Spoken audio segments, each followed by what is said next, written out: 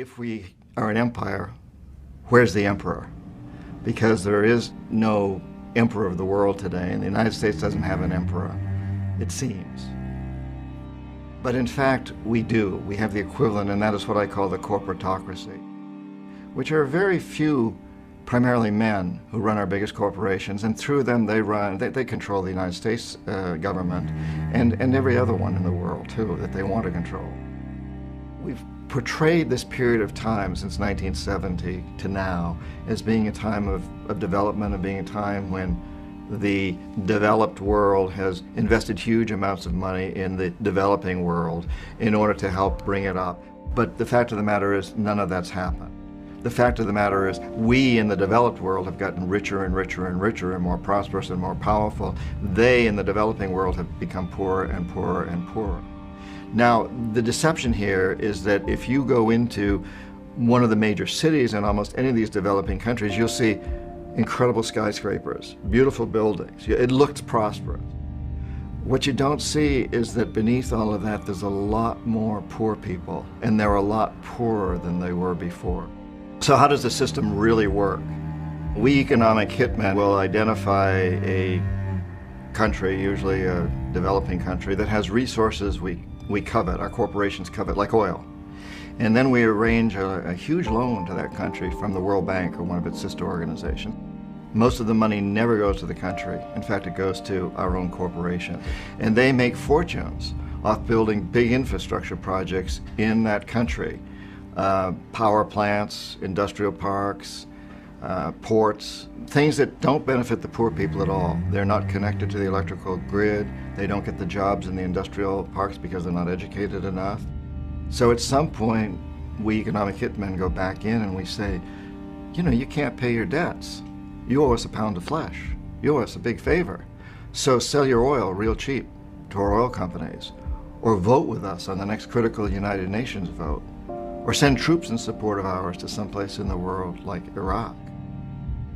And so we use this whole process, getting their money, basically, money we loan them, to enrich our own corporations, and then to use the debt to enslave them, to imprison them, to get them to have to agree to selling off their resources cheap.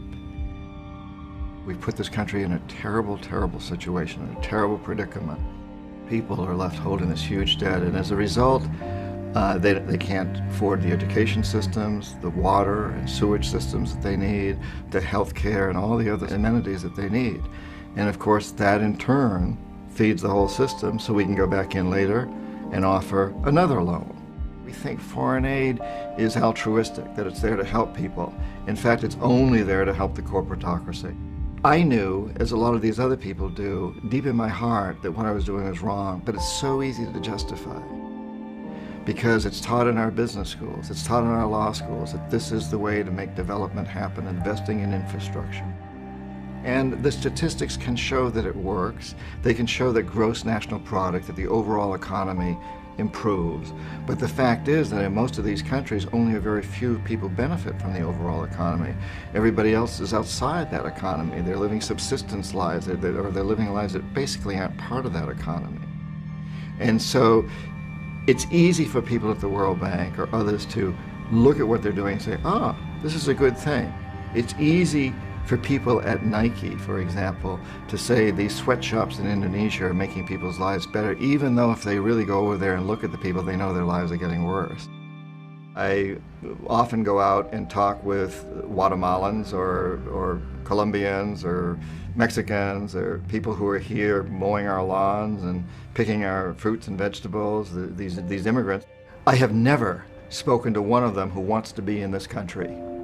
They all want to be back in their countries, and these are beautiful countries. They want to be back there with their families. They can't afford to be. There are no jobs for them there, and that's to a large degree because of the system that we've created. So they come here so they can make money, and they send a great deal of that money back to their families back there. They're not enjoying themselves in this country. They're working very, very hard. We need to create a world where they can work with their own resources in their own countries. That's where they want to be. We need to reverse that and to recognize that a fence isn't going to solve the problem, and immigration laws aren't going to solve the problem. The problem is solved not with Band-Aids like those, but by going to the root cause. The only way we're going to have a sane and stable and sustainable world is through really helping these countries to do what they need to do themselves, giving the people in these countries the power to determine their own future, not allowing dictators to do it, not allowing our corporations to do it, to really give them the opportunity to do this, and to recognize that we truly are all one on this planet. We can say without a doubt that this system is an absolute failure. From the most rational, objective economic standpoint, it's a failure. Less than 5% of the world's population live in the United States. We are consuming over 25% of the world's resources and creating roughly 30% of its major pollution. That's a failure. That's not a model you can take to China or India or Africa or Latin America. Simple mathematics tells you you can't repeat this model.